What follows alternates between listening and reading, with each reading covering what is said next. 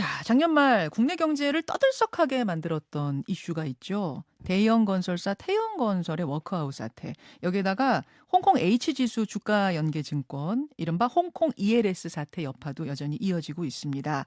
오늘 금융과 관련된 이슈들을 명쾌하게 짚어주실 분 모셨는데요. 참 방송에서 만나기 어려운 인물입니다. 이복현 금융감독원장 스튜디오에 모셨습니다. 어서 오십시오. 안녕하세요. 반갑습니다. 뉴스쇼는 처음 찾아주셨어요. 예, 뉴스쇼가 아니라 제가 사실 그러니까 이제 아예 예. 다른 어떤 대담 프로 한 번 정도 나간 적이 있고 방송쇼는 처음인 것 같습니다. 아, 지금 방송 인터뷰 자체가 지금 최초 좀 떨리십니까? 엄청 떨리는데. 금융감독원장도 엄청 떠는 방송.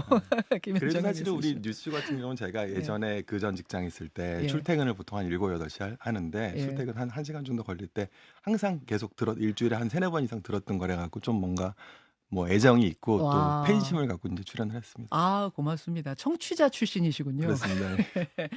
2022년 6월 7일에 취임을 하셨으니까 지금 1년 9개월쯤 지났는데 그동안의 소회 어떠십니까? 어쨌든 약간 이제 그냥 솔직히 말씀드리면 네. 뭐 약간 계속 시험 치르는 수험생 같은 느낌? 그리고 그게 그냥 치르는 게 아니라 예를 들어 그 데블스 플랜이라고 무슨 예능 프로가 있는데 이런 얘기 해도 되나 모르겠다. 어쨌든 그런 게 있는데 예. 이렇게 갇혀서 계속 시험 치르는 프로가 있어요. 예, 예. 그걸 1년 반 동안 계속 하는 느낌? 그게 아. 이제 뭐 처음에 왔을 때 이제 계속 고금리 고물가 상태가 이제 출발이 되면서 네. 레고랜드 사태라고 해서 저희가 이제 단기자금 시장이 되게 혼란스러워 갖고 실제로 위기에 가까운 상황에 빠질 뻔한 적이 있었거든요. 그때부터 해서 계속 그 이후에 이제 작년 같은 경우는 SBB나 크레딧 스위스 같은 이제 해외 은행 어떤 그런 몰락 사태라든가 저희 새마을금고 이제 자금 뱅크런 이슈 이런 것들이 계속 맞아요. 위기 상황, 준위기 상황들이 이제 이어지다 보니까 그런 예. 것들에 대해서 긴장감이 좀 높은 상황이었습니다. 그렇죠. 계속 시험 치는 느낌으로 예. 줄타기 하는 느낌으로 1년 9개월을 보내셨어요. 그럼 올해 신년사로 뭘 말씀하실까 봤더니 공정금융? 공정금융. 예. 이건 어떤 화두일까요? 이제 금융 회사 같은 경우에는 고객과 국민들의 재산을 관리하고 지키고 내지는 증식해 주는 게 이제 핵심적인 역할인데 네. 물론 그 과정에서 이제 회사다 보니까 본인들도 이익을 창출해야 되겠죠. 근데 이제 그게 아무래도 뭐 거대한 자본이라든가 이제 정보를 많이 갖고 있는 기관과 회사와 소비자 간에 이제 정보 비대칭이 있다 보니까 회사들이 이제 본인의 이익을 좀 더 이제 충실하게 하면서 고객 이익을 외면한 이런 상황들이 작년 같은 경우에는 뭐 여러 가지 이제 무슨 그 횡령이라든가 내부 통제 실패 또는 고객 이익 유용 이런 것들로 이제 벌어진 것들이 있어서 그런 예. 것들이 조금 더 이제 근데 장기적으로 보면 금융회사가 잘 되려면 고객 신뢰를 얻어야 되는 건데 이제 아무래도 너무 단기에 매몰되다 보니까 그런 것들을 이제 고객 신뢰를 얻고 금융회사가 좀 장기적으로 국민 경제 성장에 기여를 하면서 함께 이제 국민과 같이 갈 수 있도록 그런 공정한 어쨌든 금융 거래 환경을 만들고자 하는 그런 의도입니다. 그렇군요. 구체적인 현안들을 좀 하나하나 짚어볼까요? 예. 우선 지난해부터 우리 금융시장을 긴장시키는 시한폭탄, 부동산 PF 문제부터 들여다보겠습니다. 태형건설이 부도 위기까지 갔다가 가까스로 워크아웃이 성사됐는데 지금 상황은 어떻습니까? 태양 같은 경우에는 이제 근데 크게 두 가지 이슈로 보면 꼭 태양건설뿐만 아니라 예. 이제 유동성 이슈, 이제 매월 월별로 돌아오는 자금 수지를 막을 수 있냐 이런 이슈가 있고 또 하나는 중장기적으로 볼 때 이게 과연 이제 그 자산부채 여러 가지 그냥 사업성 측면에서 유지 가능한가 이런 이슈가 있는데 예. 당장은 보통 위기로 하는 것들은 유동성 이슈와 관련된 것들이 이제 촉발되는 경우가 많아갖고 작년 말 같은 경우에도 결국 이제 11월, 12월에 돌아오는 자금을 못 막는 거 아니냐라는 거에서 촉발된 건데. 그런 측면에서 보면 이제 태형의 유동성 이슈들은 저희 태형에서 제공한 다양한 어쨌든 잠보라든가 네. 재산들 그리고 그에 대해서 저희가 금융권 중심으로 산업은행 중심으로 한 것들 때문에 최소한 상당한 기간 동안 유동성 이슈가 문제되지 않을 정도로 지금 그것들이 정리가 되어 있는 상태라고 그렇게 보시면 될 것 같고요. 그래서 뭐 이제 사람들이 보통 4월, 6월 내지는 연말 이런 것들을 이제 걱정을 하는데 네. 그런 걱정은 좀 어느 정도 놓으셔도 되지 않을까 이런 생각을 갖고 있고. 그 태형건설만의 말씀일까요? 일단 아니면 태형 물어보셔서 태형에 말씀. 대해서는 상당 기간 걱정 안 해도 될 정도의 유동성 측면에서. 유동성 측면에서는. 근데 방송국까지 가지고 있는 중견건설사가 이렇게 휘청거리는 걸 보면서 다른 부동산 PF 현장은 도대체 어떤 거야? 이런 생각들을 많이 했어요. 심지어 4월 줄도산 위기설이 파다했거든요. 네. 상황 어떻게 보고 계십니까? 4월 위기설은 일단 위기란 것들이 뭐가 이제 뭐 어떤 의미냐에 따라 좀 다른데 위기가 이제 시스템적으로 어떤 쏠림으로 인해서 경제 주체 전체에 대한 어떤 영향을 미친다 그런 의미에서 위기설은 사실은 4월 위기설은 존재하지 않는 것 같고요. 아, 다만 그럼에도 불구하고 이제 PF란 것들이 되게 오랜 기간 동안 10년이 넘는 기간 동안 이제 과유동성 상황에서 이제 중복 투자들이 많이 잃었고 예, 그리고 그 PF가 아시겠지만 이제 PF가 사업 단위를 담보로 해서 금융회사에서 돈을 대출해서 이런 구조다 보니까 그렇죠. 대부분의 사업이 결국은 레버리지 이제 부채로 인해서 이제 이루어지는 이런 특성을 갖고 있고 예, 그게 바로 금융회사의 건전성과 연결되는 측면이 있어서 그렇죠. 그런 것들을 어떻게 관리하냐가 사실 금융 문제가 되는 거고 음, 근데 이게 또 한편으로는 이제 그렇게까지 과연 걱정을 해야 되는 이런 측면에서 보면은 사실은 위험이라는 것들이 똑같은 강도라든가 양이 있더라도 그걸 시기적으로 좀 분산을 시키면 위험이 지금 흩어지는 효과가 있어서 저희가 이제 아까 말씀드렸던 레고랜드 사태 2022년 예, 말부터 지금까지 이제 그 위험들이 한꺼번에 몰리지 않도록 이제 분산하는 노력을 해왔던 거고 예, 다만 벌써 이제 고금리라든가 고물가 사태가 2년 가까이 지금 된 마당에는 이제 중장기적 사업성이 좀 부족한 것들은 이제는 정리를 좀 해야 되지 않을까 이런 생각을 갖고 있고 중장기적 사업성이 부족한 것들은 좀 정리를 해야 된다는 생각을 가지고 계세요. 예, 왜냐하면 음, 2년 예를 들어 저희가 크게 보면 예, 브릿지론과 본 PF 두 가지로 PF 성격을 나눠볼 수 있는데 브릿지론이라는 건 한마디로 아직 그 음. 본 PF가 안 넘어가서 땅만 있는 거거든요. 예, 예. 근데 땅만 있는 상태에서 2년 동안 그냥 묵혀있던 것들은 아까 얘기한 어. 것처럼 부채로 인한 사업의 특성상 원리금 부담이 이미 이제 한 엄청나게 높아진 상황이라서 예. 설사 그게 되게 핵심 우량지라 하더라도 뭐 강남 한복판 내지는 어디 시내 한복판이라 하더라도 예. 그 자체로 사업성이 지금 떨어져 있는 측면이 있어서 아, 그런 것들은 이제 저희가 좀 재구조화를 통해서 정상시키고 가격 조정을 시킴으로써 이제 어떻게 보면 이제 원활한 부동산 시장에 이제 그 선순환 구조를 만들어야 될 필요가 있거든요. 그런 차원에서 이제 PF 구조조정을 촉진하고 있다고 이렇게 이해하시면 될 것 같습니다. 일단 그럼 대형 건설사 뭐 한 10위까지 본다고 쳤을 때, 한 10개 정도 꼽는다 했을 때, 태형 건설이 지난해 겪었던 것 같은 유동성을 겪을 곳은 없다?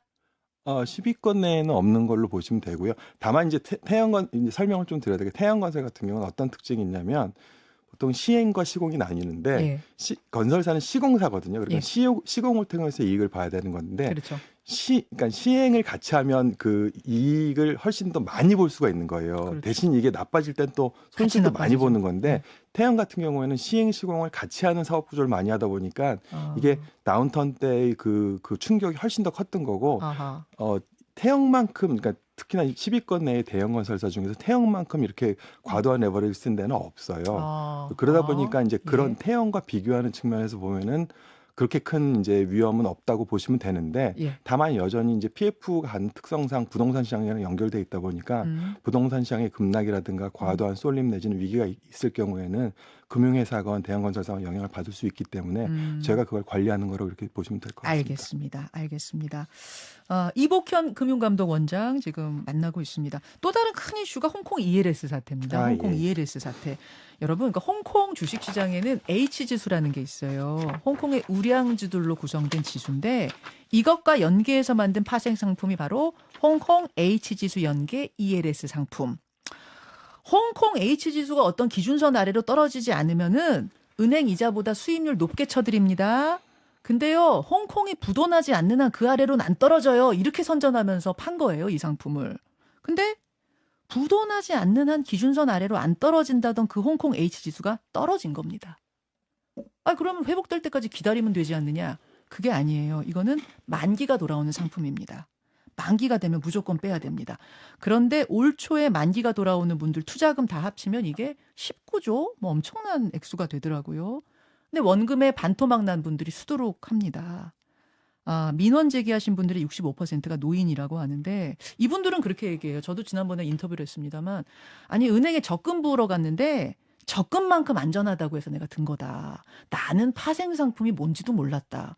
이분들이 이러시는 겁니다. 지금 워낙 이제 손실 규모가 크다 보니까 금감원에서도 들여다보고 계시다고요. 홍콩 ELS. 예, 맞습니다. 예. 그리고 이제 어쨌든 주요 상품들 같은 경우에는 이제 저희가 미리 사전에 뭐 6개월이 됐건 예. 얼마가 됐건 그 전부터 어떤 일이 벌어질 들여다보고 있는데 그 H지수 같은 경우에는 워낙 중국 부동산 경기 등과 이제 밀접한 관련이 있어 작년 한 최소 중반 이전부터는 계속 상황을 모니터링했고 예. 그리고 실제로는 이제 만기 도래가 올해부터 되는데 그것들이 현실화될 가능성이 작년 한 10월, 11월부터 높았기 때문에 그때부터 사실상 검사라든가 실태 조사를 하고 있었습니다. 아, 핵심은 은행이나 뭐 증권회사 그 상품을 판 곳이 불안정 판매를 했냐 안 했냐 이 부분일 텐데 어떻습니까? 어쨌든 이게 그 ELS라는 게 결국은 뭐 복잡하게 얘기하면 이제 그 지분증권 연계 증권이기 때문에 예. 사실은 예금이랑은 다르거든요. 그렇죠. 그러니까 예금이랑 다르고 그리고 당시로 보면 예금보다 높은 수익률을 보장을 했기 때문에 한 거기 때문에 그와 관련돼서는 자기 책임의 원칙이라는 보통 어떤 원금 보장이 안 되는 상품을 했을 때의 그거에 대해서 자기가 의사결정을 했던 것들에 대한 책임을 자기가 져야 된다는 것들이 한 축이 있고 또 하나는 우리가 금융소비자보호법이 이제 과거 DLF 사태 등 전후에서 이제 새로 법이 만들어졌는데 2020년 이후에 네. 이제 금융소비자보호법에서 원칙을 두고 있는 것들 아까 말씀드렸던 이제 대형 금융회사와 소비자 간에는 정보 비대칭이라든가 여러 가지 불균형이 있기 때문에 예. 그런 것들을 이제 정부 당국에서 금융회사의 어떤 행동 가이드라인을 주는 이런 어떤 그 근거들이 있거든요. 네. 그런 금융소비자 보호의 원칙과 자기 책임의 원칙 양쪽을 어떻게 지금 비교 형량할까 이런 문제가 좀 남아 있는 건데 그렇죠. 불안전 판매 측면에서 보면 또 뭐가 있냐면은 이런 겁니다. 이제 아까 이제 올해 만기가 돌아오는 게 19조는 아니고 지금 기준으로 해서 판매 잔액이 19조인데요. 아, 판매된 게. 근데 그 중에 15조 이상, 그러니까 이제 우리가 보통 아까 얘기하면 저기 주식 연계 증권이기 때문에 네. 증권사에서 많이 팔렸을 것 같잖아요. 뭐 언뜻 생각하면 근데 그렇죠. 15조 이상이 은행에서 팔리고 그랬다면서요. 3조 정도만 증권사에서 팔렸어요. 예, 예. 근데 그런 약간 우리가 그냥 상식적으로 볼 때 그런 어떤 판매 창구의 비대칭이 주는 어떤 뭐랄까 선입견 같은 게 그런 게 좀 있어요. 있는 네. 거고 또 하나는 이제 저희가 검사 결과를 다 말씀드리긴 어려운데 검사를 하다 보면은 우리가 볼 때 예를 들어 거액의 자산을 어디다 맡길 때 그럼 이 사람이 전체 100 중에서 자기 자산이 90을 맡기는 건지 5를 맡기는 건지 3을 맡기는 건지 재산의 어떤 구성과 관련된 것들을 우리가 점검하도록 아까 얘기한 금소법의 원칙이 있는 건데 특정 은행, 특정 금융회사 같은 경우에는 아예 이런 것들을 예를 들어 자기 노후 자산의 대부분을 맡길 때 그런 것들이 전체 자산의 어느 정도를 차지하는지를 고려하지 않고 예를 들어 일단 마케팅을 해갖고 그걸 받는다거나 이런 일들이 있었던 것들이 좀 확인되는 지점이 있고요. 아, 원래 은행에서 팔 때 그것도 다 고려해야 돼요? 그게 다 아까 얘기한 2020년 그 이후에 원칙에 있습니까? 그러니까 우리 설명을 드리고 예를 들어 예. 고객한테 설명을 드리고 예. 고객이 그러니까 적합성의 원칙이라는 게 이제 존재하는데 그게 뭐냐면 그분들이 사고 싶다 하더라도 그분의 재산 상태라든가 어떤 목적을 고려해서 전문가가 말려야 되는 거기 맞지 않으면 이거는 안 하시는 게 좋겠습니다. 이거는 하시는 게 좋겠습니다. 이걸 하라는 거거든요. 그것도 의무예요? 그것도 의무입니다. 아, 그렇군요. 저는 설명 잘 해드리고 상품 설명 잘 해드리고 사인 받고 네 답변 들었으면 다 의무를 다한 거다 생각했는데 그 왜냐하면 정도가 아니네요. 수천 개 달하는 예. 상품 중에서 우리가 실제로 눈앞에서 추천할 수 있는 건 몇 개밖에 안 되는 건데 예. 그 몇 개를 뭘 추천한가에 문제가 있는 거거든요. 그렇죠. 그러다 보니까 그 몇 개를 추천할 때 이분의 상황에 적합한 상품을 추천하는 게 이제 원칙인 거고.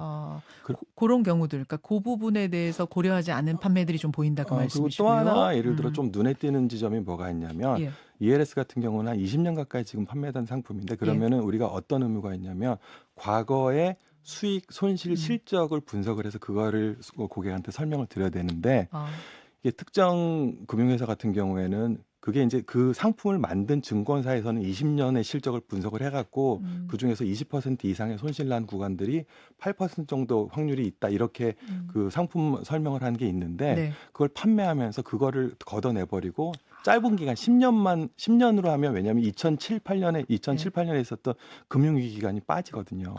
금융기간을 빼고 그 손실을 분석한 다음에 그렇게 되면은 사실상 손실률이 0에 가깝게 수렴을 하거든요. 그러니까 손실이 사실상 0이라는 설명을 하면서 원래 이제 법의 의무에 따르면은 과거 20년 동안에 해서 8% 정도의 손실이 20% 이상 발생한 것들이 있다고 이렇게 설명을 해야 되는 건데 그런 것들 누락한 걸 보면 그것들은 사실은 의도를 갖지 않고는 그렇게 하기가 어렵거든요. 그런 것들이 이제 일부 확인이 되고 있고 다만 아까 말씀드린 것처럼 자기 책임의 원칙과 관련돼서 저희가 이것들을 과거에 이제 저희가 경험이 많이 쌓이지 않을 때는 일률적으로 뭐 20%는 배상하라, 그렇죠. 50%는 배상하지 마라 이렇게 했는데 지금 그것보다는 저희는 한 굳이 숫자로 따지면 수십 가지 방금 얘기했건 연령층, 투자 경험 내지는 투자 목적 그 창구에서 어떤 설명을 들었는지 그리고 이런 것들을 종합적으로 고려해서 한 수십 가지 요소들을 지금 어떤 매트릭스에 반영을 해갖고 어느 경우에는 예를 들어 소비자가 더 많은 책임을 져야 되고 예, 예. 내지는 다 전부 책임을 져야 되고 어떤 경우들은 은행이나 증권사가 책임을 져야 되는지를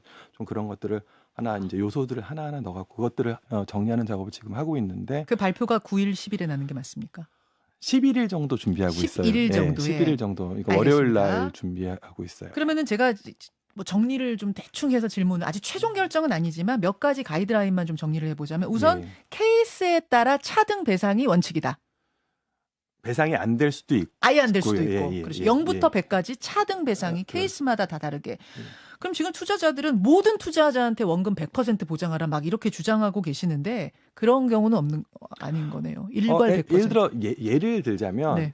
우리가 이제 법률상 보면 사실상 의사결정을 하기 되게 어려운 분들을 상대로 이런 상품을 판 경우가 있을 수 있어요. 실제로 있고 그런 경우에는 이제 그 해당 법률행위 자체에 대한 취소 사유가 될 여지가 있기 때문에 그런 경우에는 이제 100% 내지는 그에 준하는 예, 물론 그 배상이 경우는 있을 그 수도 경우는 있고. 가능하지만 차등 배상이지 일괄 뭐 이런 건 없다는 그렇게는 말씀. 그렇게 준비 안 하고 알겠습니다. 있습니다. 홍콩 EL에서 처음 판매한 게 20년 전이라고 조금 전에 말씀하셨잖아요. 그러니까 최근에 지수가 하락해서 그렇지 그 전에는 수익 내면서 잘 굴러가던 거란 말입니다.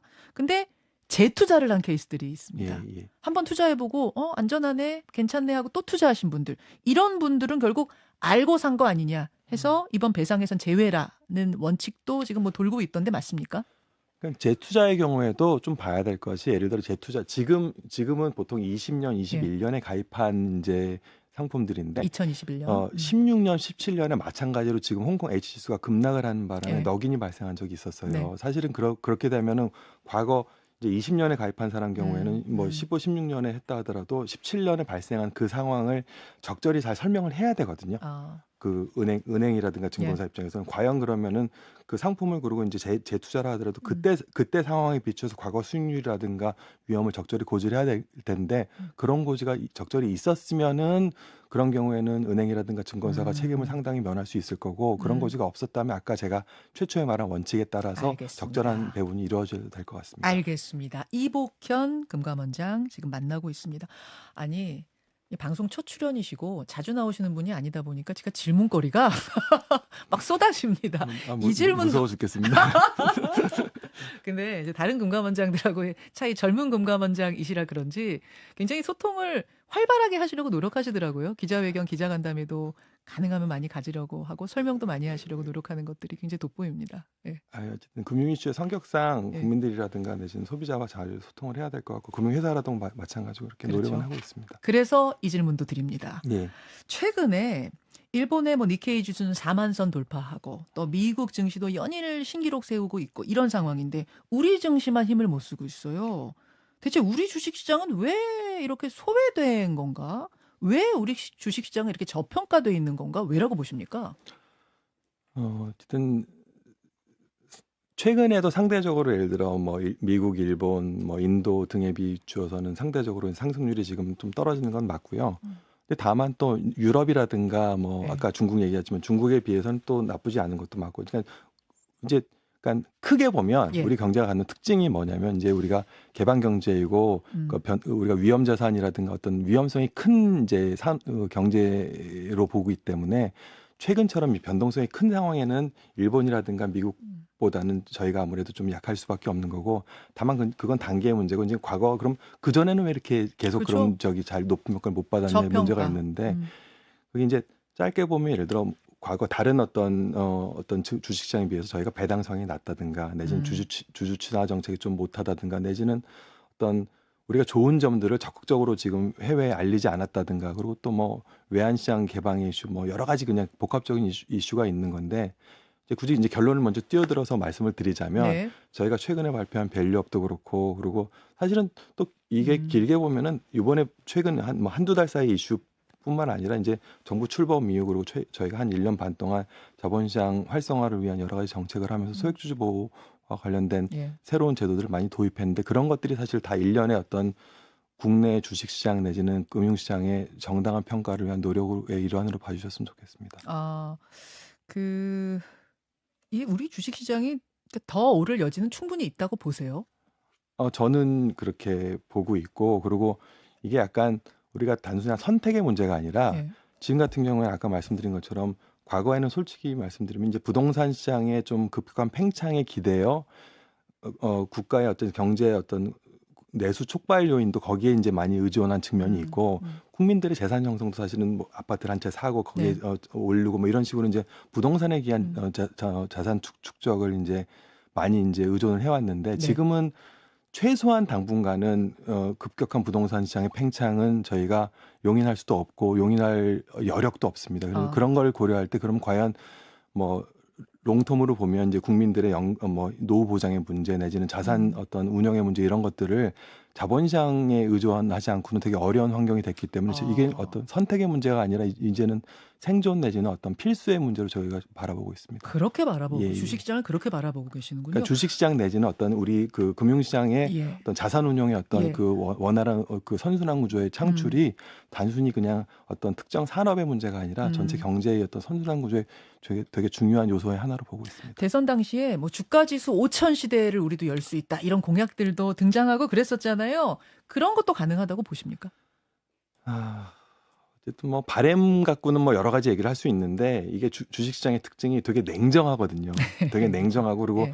그리고 사람들이 여러 가지 좋은 얘기를 할 수 있지만 그럼 당신의 돈을 걸 수 있습니까? 이런 문제거든요. 결국은 근데 다만 저희가 발표하고 있는 최근의 정책들이 미흡한 부분도 있지만 또 긍정적인 부분도 틀림없이 있는 걸로 해외 투자자들은 바라보고 계셔서 저희가 사실 작년 하반기에 공매도를 금지하면서 해외 투자자의 그 국내 주식 투자 자산 유입이 줄어들 걸로 이제 걱정한 분들도 네. 많았는데 실제로 최근 한 2, 3개월 사이에 보면은 10조 원 이상대, 수십조 원대의 자금들이 계속 들어오고 있고 그리고 여러 해외 투자를 만나 보면 한국 주식시장에서 정부라든가 당국이 의지를 갖고 있는 것들이 제대로 실현만 된다면 자기들은 이제 주식시장을 되게 좋게 보고 있다고 생각을 하고 그러니까 노무라가 됐건 모건스탠리가 됐건 해외 IB들이 최근에 연말 이제 주식시장 상황과 관련돼서는 종전의 어떤 그 포캐스팅보다 훨씬 더 높은 예를 들어 15에서 15% 이상 높은 이제 종가를 예측하고 있는 걸로 봐서는 일단은 이게 계획대로만 된다면 좋은 영향을 있을 거라는 것들은 전문가들 사이에서는 이제 기대가 좀 있으신 것 같고요. 네. 다만 이제 국내 개인 주식 투자라든가 네. 어떤 국내 시장에 참여하는 여러분들은 여러 가지 그냥 그 정부를 믿고 내지는 당국을 믿은 이후에 쓴맛을 본 분들이 많기 때문에 그렇죠. 과연 이게 진심인지 아닌지에 대해서 한번 도끼눈을 두고 지켜보고 계신 게 아닌가 저희가 보고 있고 그것들은 저희가 이제 당장 한 4, 5월뿐만 아니라 올 한 해 내지는 더 길게 보면 앞으로 한 2, 3년 이상 걸쳐서 꾸준히 지금 노력해야 될 부분으로 이렇게 인식하고 있습니다. 아하. 그 방향을 그러니까 우리 주식시장 더 넓게는 금융시장이 우리 경제를 받치는 굉장히 중요한 부분이라는 인식을 가지고 여기를 활성화해야 된다는 그 방향으로 갈 것이다. 이것만은 지금 분명히 말씀을 하셨어요. 뭐 이른바 코인이라고 불리는 예. 비트코인 얘기도 잠깐 해야겠는데요. 총선 시즌이라서 여러 공약이 나옵니다만 그중에 하나가 비트코인 현물 ETF 도입입니다. 미국에선 허가가 됐는데 우리나라는 아직인. 당국의 견해는 어떻습니까? 이제 이게 과거 자본시장법상 그 이제 ETF에 편입될 수 있는 기초자산인가라는 어떤 그 법률상의 문제가 좀 있고요. 물론 이제 법도 바꿀 수도 있고 이제 정책적으로 방향을 어떻게 잡냐의 문제가 있는데 이게 저는 이제 우리 정부 당국 내에서는 사실 가상자산과 관련돼서 되게 이제 적극적인 입장을 가진 사람들 중에 하나인데 또 한편으로는 좀 더 신중한 분들도 있고 그 신중한 분들의 의견도 경청할 부분이 있거든요. 그러니까 이런 것들을 내부에서 의견 조율 중인 거고요. 그리고 이제 저희가 가상자산 업계 내지는 비트코인 내지는 블록체인과 관련된 일을 하는 다수의 우리 젊고 여러 가지 열심히 노력하는 이제 기업인들이 있으신 걸 아는데 그분들 생각에서는 우리 국내 시장을 많이 활성화시켜야 되긴 되는데 그런 의미에서 저희가 이제 작년에 국회에서 가상자산법을 통과시켜 주었고 저희가 7월에 이제 가상자산 관련된 제도를 이제야 바야흐로 제도권으로 표현시키고 이제 운영 중인 건데 이게 가상자산, 그러니까 비트코인 현물 ETF가 되려면 가상자산 자체를 어떻게 관리하고 어떻게 운영하고, 그러니까 가상자산 자체와 관련된 관리 시스템이 마련이 돼야 그걸 기초로 해서 그걸 금융권에서 이제 그렇죠. 그것들을 왜냐면 가상자산이 있다고 하는데 나중에 봤더니 어디로 갔는지 없어져 버리고 이런 일이 생길 수도 있거든요. 예. 그런 것들과 관련된 장치를 일단 마련을 해야 현물 ETF와 관련된 것들이 시장이 열릴 수 있는 건데 저희가 이제 하반기 가상자산 관련된 제도를 마련하면서 이것들이 같이 공론화될 수 있지 않을까 이렇게 생각은 하고 있고 다만 지금 단계에서 공식적인 입장은 여러 가지 가능성을 열어놓고 논의를 하되 지금 자본시장법상에 이제 우리 제약이 좀 있기 때문에 그와 관련된 입법이 가능한지 여부를 함께 검토하면서 정책적으로 무엇이 바람직한지를 좀 고민해야 되는 이런 것들이 저희가 서 있는 지점이라고 생각합니다. 아주 닫혀 있는 건 아니지만 갈 길이 멀다 이렇게 정리하면 되나요?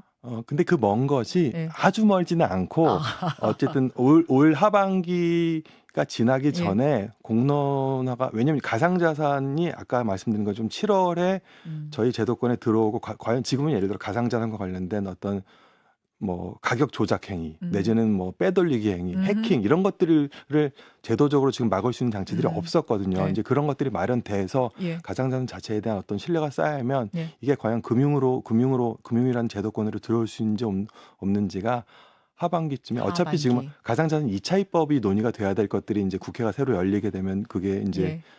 필요하기 때문에 예. 그 시점에 제가 이제 조심스럽게 전망을 하자면 하반기쯤에 공론화의 장이 열리지 않을까 이렇게 생각하고 있습니다. 알겠습니다. 1분 남았는데요. 아니 이거는 그냥 뭐 제가 갑자기 인터뷰하다 궁금해진 건데 이번 총선에 이복현 원장 나오실 거다 막 이런 얘기가 있었는데 안 나오셨어요. 근데 저 같은 사람이 서초 강남 같은 데 나와서 이렇게 막 게다가 지금 얘기한 것처럼 ELS니 PF니 네. 내지는 자본시장 발전이 이런 이슈를 뒤에 두고 그런데 가면은 어떻게 보실 것 같아요? 어떻게 보면 저한테 질문하시는 게 당황스럽네요. 네. 예. 그러니까 대다수의 국민들이 갖고 있는 그런 생각을 저도 갖고 있기 때문에 지금 이제 있는 자리에서 열심히 하려고 그런 생각 갖고 있습니다. 있는 자리에서 열심히 내 소임을 다하겠다는 뜻으로 뭐 소문이야 파다했지만 그런 생각은 안 하셨던 거군요. 예. 그렇군요. 앞으로 남은 임기 동안 꼭 이루고 싶은 것들 계획? 이제 사실 이게 금융이란 게 금융만의 이슈가 아니라 결국은 돈이 어디로 가냐의 문제이기 때문에 네. 조금 더 생산적이고 내지는 국가 경제 발전에 기여할 수 있는 쪽으로 돈이 갈 수 있는 것들을 계속 그런 방향을 이제 좀 하고 싶고 아까 얘기했던 밸류업이니 자본시장 활성화 내지는 투자자 신뢰 회복 이런 것들이 다 거기에 이제 결부돼 있는 거라서 저희가 일단 당장은 위기가 오면 안 되니까 PF 내지는 대체 투자와 관련된 위기 대응 능력을 이제 확충하는 것들이 일차적 목표이고 좀 더 중장기적으로 보자면 아까 말씀드린 것처럼 자본시장 내지는 금융시장 활성화라든가 경쟁 환경 조성 이런 것들이 제가 이제 생각을 하고 있습니다. 여기까지 오늘 말씀 듣죠. 첫 방송 인터뷰여서 굉장히 떨리다고 하셨는데 떠시는 걸 전혀 못 느꼈습니다. 덜덜 떨고 있습니다. 이복현 금융감독원장 오늘 귀한 시간 고맙습니다. 너무 고맙습니다.